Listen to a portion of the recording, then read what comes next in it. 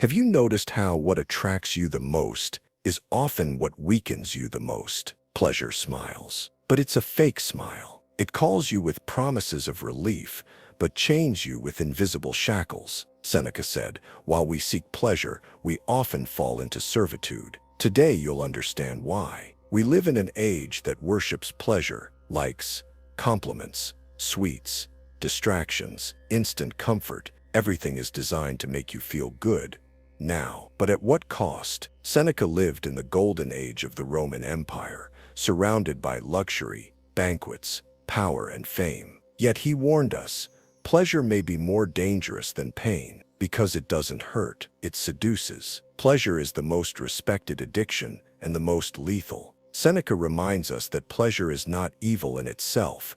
The problem begins when it becomes necessary. He is a slave who cannot live without something. Seneca, Letters to Lucilius. Modern life is structured around the idea that we need to feel good all the time. We wake up to dopamine hits from notifications. We eat for reward, not nourishment. We scroll not to learn, but to escape. Pleasure becomes a drug administered in subtle doses, not enough to alert us, just enough to keep us dependent. We don't binge only on food, but on distractions, validation, shopping, and fantasies. The more we chase comfort, the more fragile we become. Seneca observed this clearly in his own environment. Surrounded by opulence, he realized luxury doesn't breed freedom, it breeds dependence disguised as abundance. This is why he trained himself to live with less, not because he hated pleasure, but because he feared being owned by it. Pleasure is the bait, attachment is the hook, and habit is the chain. Ask yourself, can you go a day without your favorite indulgence? Do you panic when your comfort is removed? If so, pleasure has stopped serving you. It now rules you. The poison, it's not in the thing itself, it's in the illusion that you need it to be whole. Seneca teaches us, better to deny ourselves temporary sweetness than be denied lifelong strength. Now consider this. The most dangerous pleasures are not those we identify as addictions. It's the subtle comforts that wear the mask of normalcy, the warm bed you refuse to leave, the cup of coffee that feels like a necessity, the social media feed that consumes minutes, hours, days. Seneca would fast not to suffer, but to test his resilience. He would sleep on the floor not to show off austerity, but to remain immune to softness. His wealth didn't seduce him.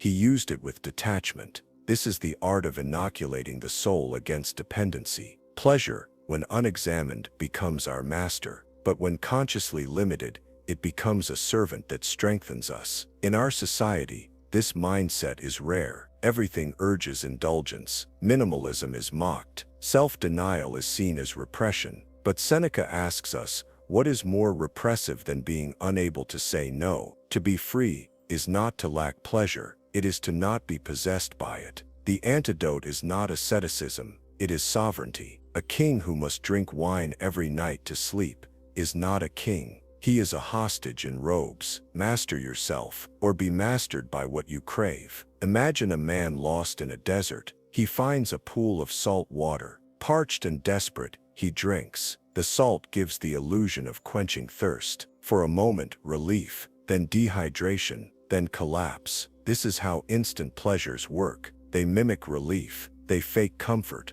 but they cost us more than they give. The scroll on your phone that gives you a hit of novelty, it also gives you anxiety. The sugar rush that brings satisfaction, it crashes you into guilt and fatigue. The casual hookup that strokes your ego, it leaves your soul lonelier than before. Seneca said, pleasure, when it exceeds moderation, is but a prelude to punishment. The issue is not the thing, but our blindness to the cycle. We fail to ask, what comes after this pleasure? We chase pleasure with the desperation of addicts, mistaking stimulation for joy. But joy is different. Joy arises from alignment, not indulgence, from virtue, not validation. Socrates said something that echoes Stoic thought. Beware the barrenness of a busy life. In our context, it becomes beware the emptiness of a pleasurable one. Because pleasure numbs, delays, distracts, but the problems remain. The void expands. When Seneca examined his soul, he didn't ask, what do I want? He asked, What do I depend on? And whatever the answer was, he reduced it. He would eat plain food while owning banquets. He would wear rough clothes while possessing silks, not to suffer, but to keep sovereignty. In this lies the Stoic paradox. True strength is not in never tasting pleasure, it's in tasting it and not needing it. The modern world says, more, faster, easier. The Stoic says, slower, deeper, freer. Let pleasure pass through you like wind through a tree. Enjoy its breeze, but don't chase the storm. Only then will you find joy that doesn't evaporate. Only then will you be the one holding the reins. Seneca believed philosophy was not an academic exercise, but a medicine for the soul. And among the ailments it treated, addiction to pleasure was one of the most insidious. Philosophy teaches us to delay, to doubt, to dissect. When a pleasure appears, it asks, do I need this? Will I regret it? What is the cost tomorrow for what I crave today? Pleasure asks for impulse. Philosophy asks for pause. Seneca didn't advocate for the removal of all joy. He advocated for conscious choice, for dominion over oneself, for being able to say yes without the fear of being consumed by that yes. He wrote, "No man is free who is a slave to his body. But how many today live only for their cravings, for their hungers, for the next thrill? We are trained by algorithms, by marketing, by endless scrolling to respond instantly." Philosophy reclaims the delay, the breath, the distance between desire and action, and in that gap, freedom is born. To be philosophical is not to be cold, it is to be clear, to ask, will this elevate me or erode me? Pleasure does not have to be renounced, it must be ruled. The moment you become aware of your patterns, the spell breaks. You see the pleasure not as a gift, but as a test, and in every test passed, your inner citadel strengthens. That is what philosophy builds, a fortress within, immune to temptation, unshaken by indulgence, free amid abundance. Seneca's life was full of contradictions. He advised emperors while preaching simplicity. He owned wealth but warned of its dangers. This is not hypocrisy, it is humanity under discipline. Philosophy reminds us that we are not perfect, but we must be vigilant. Every day life will seduce. Every day you must answer, am I acting or reacting? Am I free or simply following? And if your answer bends toward clarity, you are already living as a Stoic. Let others chase the flame. You, be the lantern. Here is the truth the world hides from you. You are not free because you can choose. You are free only when you can refuse. Seneca's harshest lesson is also his most liberating. The only true pleasure is the pleasure you can walk away from. Freedom isn't the power to pursue every impulse, it is the strength to ignore it. Think of this, the glutton is not free, his appetite commands him. The celebrity isn't free, public approval dictates her mood. The addict isn't free, the substance writes his days. We often confuse pleasure with power, but real power is found in restraint. The Stoic walks into a feast and enjoys the bread as much as the wine, not because he fears the wine, but because he has no need for it. This is the final test.